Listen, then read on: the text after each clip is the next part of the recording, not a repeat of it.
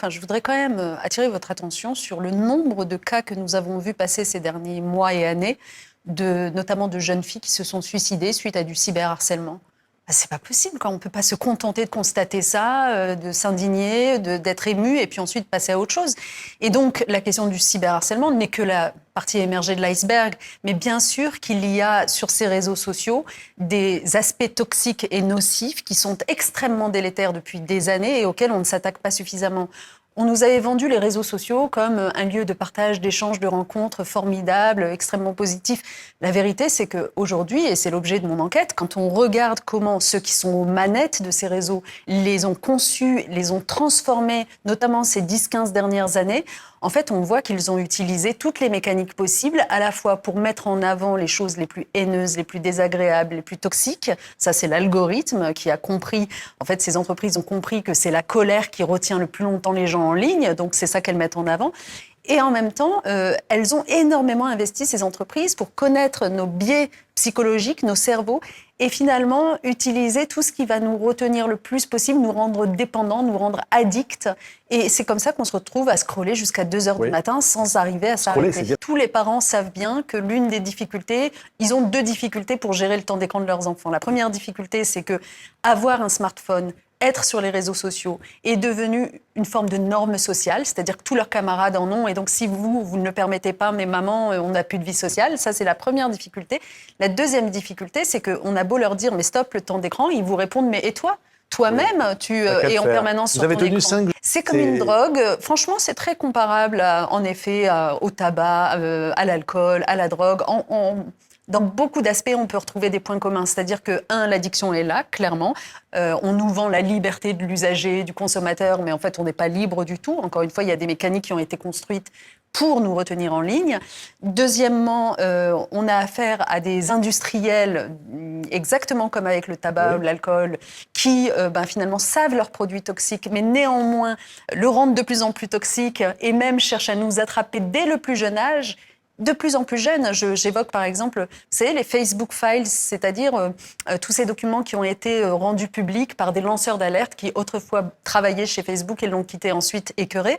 Eh bien, on y apprend tellement de choses que je raconte dans le livre. Par exemple, le fait que cette entreprise a décidé que sa prochaine cible, son prochain horizon, c'était d'attraper, y compris les enfants de 0 à 3 ans. Alors que tous les pédiatres vous diront qu'il est absolument pas recommandé de donner un écran à des enfants à cet âge-là. Mais si je devais résumer, les 3 problèmes que je constate, c'est 1, l'omniprésence du smartphone. C'est-à-dire que comme il est tout le temps là, c'est pratique, etc., c'est devenu comme une espèce de troisième bras, en fait. Il fait partie de nous, il fait partie de notre corps, et il nous offre un accès à Internet sans aucune friction, sans aucune interruption potentiellement. La deuxième chose que je constate, c'est les réseaux sociaux et toutes ces mécaniques addictives qui sont extrêmement problématiques. Et enfin, le troisième problème, c'est le contenu qu'on trouve maintenant sur Internet qui n'est pas filtré. Et en fait, quand on y réfléchit, ça n'a rien de normal. Dans la vie réelle, on filtre les choses. Vous ne pouvez pas, si vous voulez, à la télévision, par exemple, voir des assassinats comme ça en direct. La télévision est très réglementée, l'ARCOM, etc. Et pas du la tout les réseaux politique est très réglementée, le temps de télévision offert à tel ou tel parti politique est réglementé. Sur les réseaux sociaux, vous n'avez rien de ces réglementations. Sur Internet, vous pouvez accéder à des contenus terroristes. Et c'est comme ça qu'on se retrouve avec des jeunes, par exemple, qui sont recrutés, pas simplement dans les filières terroristes, mais aussi comme prostituées, des jeunes mineurs. Quand vous regardez comment les jeunes mineurs aujourd'hui se retrouvent prostitués, c'est pour l'essentiel par Internet que le recrutement s'est fait. Et puis, vous avez aussi un accès à la pornographie qui est quand même sans filtre. Et on se retrouve avec un garçon sur 2 de l'âge de 12 ans qui consulte une fois par mois au moins un site pornographique. Comme citoyens, nous devons exiger de nos pouvoirs publics qu'ils adoptent des réglementations, des lois. Ces réglementations, on nous dit c'est très compliqué parce que les big tech, elles sont généralement même pas en Europe, c'est soit aux États-Unis, soit en Chine. On ne sait pas trop comment leur imposer des choses. C'est pas vrai.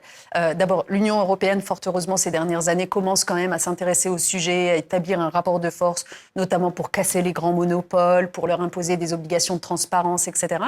Donc, il faut qu'on se saisisse de ces textes-là et on peut aussi aller plus loin. Et dans les différentes auditions, rencontres que j'ai faites avec beaucoup d'ingénieurs de ces questions-là, je me rends compte que techniquement, nous savons imposer par la loi à ces plateformes de redonner du pouvoir aux consommateurs. Typiquement, redonner du pouvoir aux consommateurs, c'est en effet afficher de façon obligatoire sur l'écran le temps d'écran que vous êtes en train d'y passer. Exactement comme avec l'alimentation, on a inventé le Nutri-Score. Donc maintenant, quand vous allez faire vos courses, vous savez que s'il y a une grosse étiquette rouge sur tel ou tel produit, ben, ça veut dire qu'il a été fabriqué dans de mauvaises conditions, que c'est toxique pour votre santé.